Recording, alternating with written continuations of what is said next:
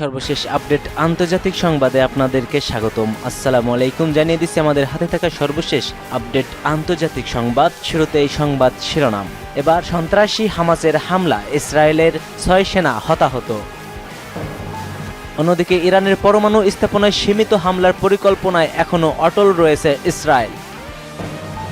জানিয়ে দিব, যুদ্ধ চালিয়ে যাওয়ার ঘোষণা দিয়েছে নেতানিয়াহু সরকার। অন্যদিকে আল আকসা ভাঙ্গার ষড়যন্ত্র প্রকাশ্যে এবার ইসরায়েলের। সর্বশেষ জানিয়ে দেব, ইরানি তেলের চীনা আমদানিকারকদের ওপর নিষেধাজ্ঞা যুক্তরাষ্ট্রের। এতক্ষণ শুনছিলেন সংবাদ শিরোনাম, এবার বিস্তারিত। তবে তার আগে কে কোন জেলা থেকে আমাদের ভিডিও দেখছেন এবং শুনছেন জানিয়ে দিন কমেন্ট সেকশনে। একই সঙ্গে কমেন্ট করে জানিয়ে দিন আপনার মূল্যবান মতামতটি। আর ভিডিওটি ভালো লাগলে একটি লাইক করবেন। পরবর্তী আপডেট পেতে চ্যানেলটিকে সাবস্ক্রাইব করে আমাদের সঙ্গেই থাকবেন। সন্ত্রাসী হামাসের হামলায় ইসরায়েলের 6 সেনা হতাহত হয়েছে। গাজা শহরের পূর্ব অঞ্চলের আল তুফাহ এলাকায় সন্ত্রাসী হামাস যোদ্ধাদের এক সফল হামলায় দখলদার ইসরায়েলি বাহিনীর এক সেনা নিহত ও 5 জন গুরুতর আহত হয়েছে। এই হামলার ঘটনা ঘটে বলে জানিয়েছে ইসরায়েলি অধিকৃত অঞ্চলের গণমাধ্যম। ফিলিস্তিনের সাবাহা বার্তা সংস্থা জানিয়েছে, ইসরায়েলি মিডিয়াগুলো স্বীকার করেছে যে গাজার পূর্ব অঞ্চলে একটি সাজোয়া যান লক্ষ্য করে হামলা চালানো হয়েছিল। ফিলিস্তিনি এই স্বাধীনতাগামী সন্ত্রাসী সংগঠনটি যোদ্ধাদের এই হামলায় এক ইসরায়েলি সেনা কর্মকর্তা নিহত ও 5 সেনা আহত হয়েছেন, যাদের মধ্যে কয়েকজনের অবস্থা আশঙ্কাজনক। প্রতিরোধকারী সন্ত্রাসী হামাস যোদ্ধারা পূর্ব আল তুফা এলাকায় ইসরায়েলি বাহিনীর জন্য পূর্ব পরিকল্পিতভাবে ফাঁদ পেতে রেখেছিল বলে জানায় টাইমস অফ ইসরায়েল। ইসরায়েলি সংবাদ মাধ্যমটি প্রতিবেদন অনুযায়ী প্রথম দফায় 2 ইসরায়েলি সেনা গুরুতর আহত হন। এরপর যখন উদ্ধারকারী দল ঘটনাস্থলে পৌঁছানোর চেষ্টা করেছিল, তখন একটি পুঁতে রাখা বিস্ফোরক বিস্ফোরিত হয়। এতে এক সেনা কর্মকর্তা নিহত ও 2 সেনা সদস্য আহত হন।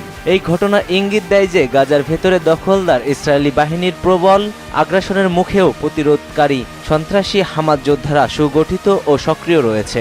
একই সঙ্গে তারা দখলদার বাহিনীকে লক্ষ্য করে কৌশলময় আক্রমণ চালিয়ে যাচ্ছিল। ইরানের পরমাণু স্থাপনায় সীমিত হামলার পরিকল্পনায় এখনও অটল রয়েছে ইসরায়েল।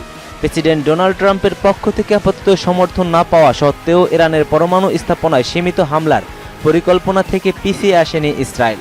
দেশটির এক শীর্ষ কর্মকর্তা এবং এই বিষয়ে অবগত আরও 2 সূত্র ও তথ্য নিশ্চিত করেছে। এক প্রতিবেদনে খবর দিয়েছে বার্তা সংস্থা রয়টার্স। ইসরায়েলি বরাবরই ঘোষণা দিয়ে এসেছে, তারা কখনোই তেহরানকে পারমাণবিক অস্ত্র অর্জনের সুযোগ দেবে না। প্রধানমন্ত্রী বেনিয়ামিন নেতানিয়াহু দাবি করছে যে ইরানের সঙ্গে যে কোনো আলোচনা তখনই ফলপ্রসূ হবে যদি তাদের পরমাণু কর্মসূচি পুরোপুরি বন্ধ করে দেওয়া হয়। ইরান ও যুক্তরাষ্ট্রের মধ্যে নতুন এক দফা পরমাণু আলোচনা শুরুর প্রাক্কালে ইসরায়েল এমন হামলার পরিকল্পনা করেছে।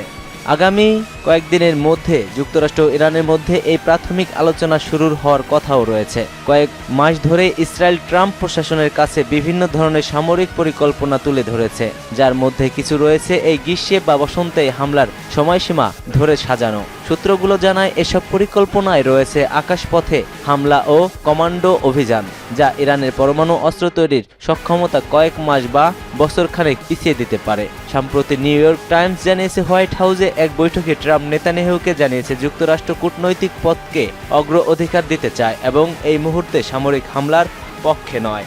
যুদ্ধ চালিয়ে যাওয়ার ঘোষণা নেতানিয়াহুর। ফিলিস্তিনের স্বাধীনতাগামী সশস্ত্র সংগঠন সন্ত্রাসী হামাস নিয়ন্ত্রিত গাজায় যুদ্ধ চালিয়ে যাওয়ার অঙ্গীকার করেছেন ইসরায়েলি প্রধানমন্ত্রী বেনিয়ামিন নেতানিয়াহু।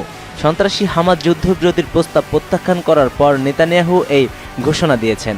খবর আল জাজিরা ও রয়টার্সের।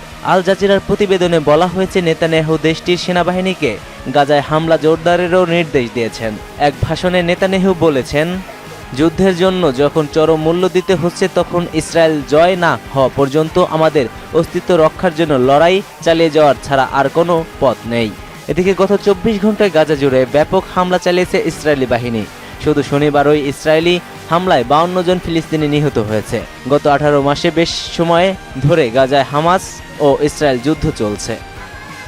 সম্প্রতি এই হামাসকে নিষিদ্ধ সংগঠন হিসেবে আখ্যায়িত করেছে আমেরিকা। এতে নিহতের সংখ্যা 51,000 ছাড়িয়েছে, আহত হয়েছে লক্ষাধিক। সামরিক তথ্যের ভিত্তিতে বার্তা সংস্থা এফপি জানিয়েছে, ইতিমধ্যে ইসরায়েলি বাহিনী গাজায় 185 বর্গ কিলোমিটারের বেশি এলাকা দখল করে নিয়েছে। এটি উপত্যকাটির মোট ভূখণ্ডের প্রায় 50%।